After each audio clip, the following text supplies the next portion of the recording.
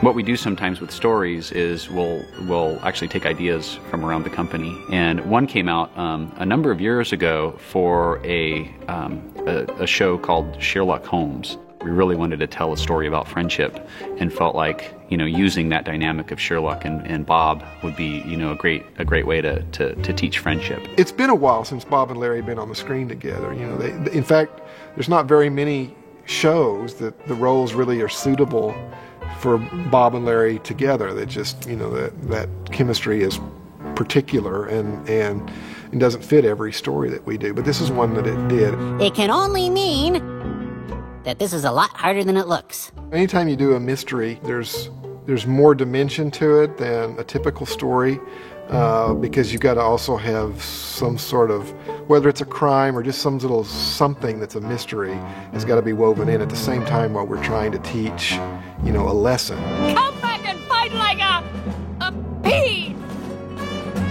The story of Don Quixote is actually a story that I've wanted to do since we started VeggieTales. When we figured out, okay, we're going to do a story on friendship and Sherlock is going to be, the main title, it made a lot of sense to do, the Don Quixote type story, also as a friendship, as a companion. Started talking to Bob Lee about it, and he actually came up with the idea of the asparagus of La Mancha. I, for many years, caught on that, idea of Bob Quixote just because I liked the sound of it. But as it turned out, it worked out much better doing it this way.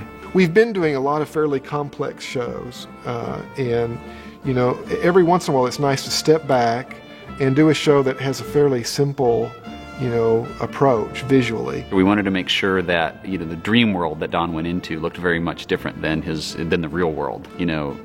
Pulling both the Spanish flavor and this just really weird, feeling in this world, and just a great contrast to that, waking up from that dream into his real world of the kitchen. 2 cows still mooing and the Hail Caesar, hold the bird. I don't know what most of them mean. Oh, the diner talk. But I honestly didn't catch one of them. It seems like it should be shorthand, like a way to say it faster. Noah's boy on bread, which is a ham sandwich, it's just as long to say Noah's boy on bread, and frog sticks, French fries. I learned a lot of diner talk and, working with the show. Yikes! What's in this stuff? It's really quite hot. It's habanero. It's got to be habanero. I think those are the hottest peppers known to man. We're not sure exactly. Spicy food really isn't a part of Spanish, cuisine. I just want everybody to know that we know that. So, it's more of kind of taking on more of a Tex-Mex flavor. So it was nice having this Spanish twist to the music. It brought something new to the table.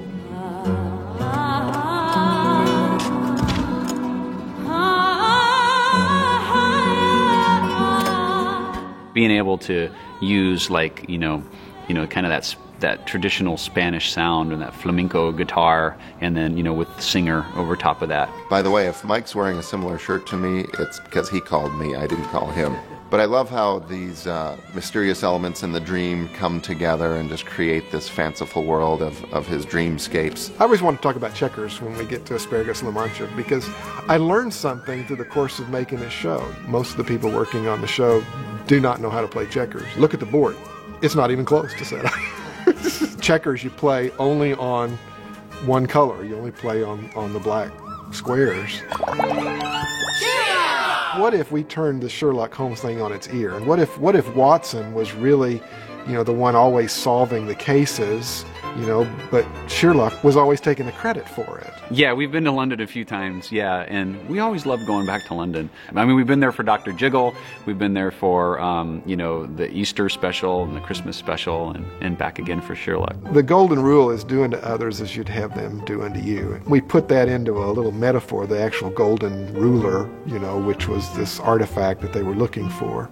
But the reason it was so treasured is because of the advice that's inscribed on it. I really like the alley scene between, Sherlock and Watson. Sherlock is beginning to get or he's hurting Watson's feelings, and it's beginning to dawn on him, and then he's interrupted again by, these fans coming in, so he kind of reverts back to his old ways. This episode, both Sherlock and Asparagus of La Mancha took on a much more intimate flavor. Even more so in Sherlock, it all revolved around a solo violin and a pianist. We wanted to kind of get that kind of sad, kind of spooky, violin sound. Whenever you can add a live instrument to, a sequenced bed, it makes it feel like, the whole band is a live orchestra, a live band.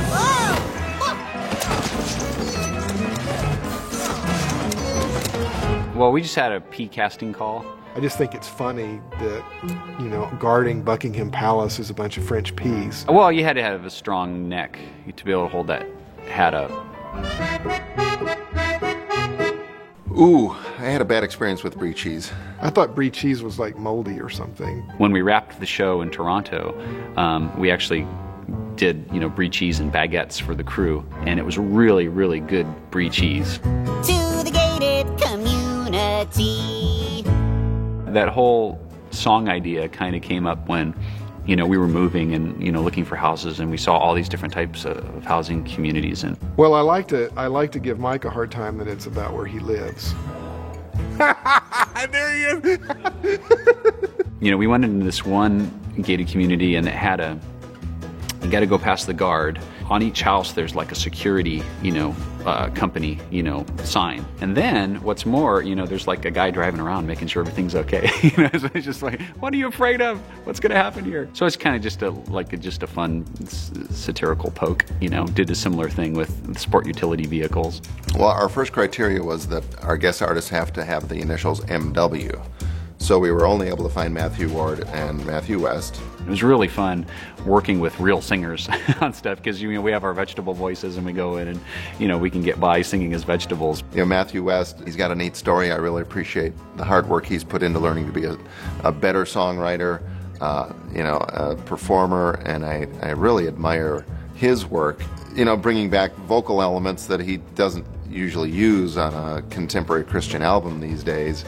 Matthew Ward was a real treat. I grew up listening and going to see concerts by the second chapter of Acts, and of course he was one of the vocalists in there, he and his two sisters.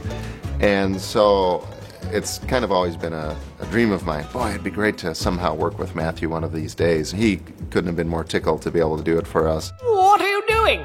I'm doing this for your own good, Don. I need to stick by you and do what's best for you in your time of need. I think it's a great episode for kids to learn how to be a good friend. In Sherlock, it's treating your friend like you want to be treated, and then in Asparagus of La Mancha, it's being loyal and looking out for your friend and doing what's best for them. Does he stick with this friend that everybody else is kind of mocking at this point and go join these other people, or does he stick with the friend that that he's had? But then also kind of that tough love of friendship where, Don is, hurting himself by, his habit of eating hot, spicy salsa before he goes to bed every night. Pancho actually, leaves Don in jail, without his salsa. He sort of is his tough love friendship, and which ends up really, being a great thing for Don. If you want somebody to be a good friend to you, you need to know how to be a friend to them. Be willing to share a toy, be willing to share some food, everything not yours or mine or about me. Larry as Sherlock is taking the credit for all these cases, and he's getting all the accolades, and everybody's cheering for him as the great guy, and Bob's, as Watson is getting left out. And that's Sherlock's big aha, when he realizes that, wow, Trout stole my idea, and I wouldn't like that if somebody did that to me. So he sees, that he's been treating Bob that way. A friend loves at all times, and a brother is born for adversity. Proverbs 17:17. Bob and Larry, on the countertop, as they get this letter from Erica Bangaman, she asks, what can I do to make friends? And, and the answer is, well, the best way, to make friends is to be a friend and really, to be kind and compassionate and care about what others think and to be loyal. So I think it's a great lesson to learn for kids to make friends.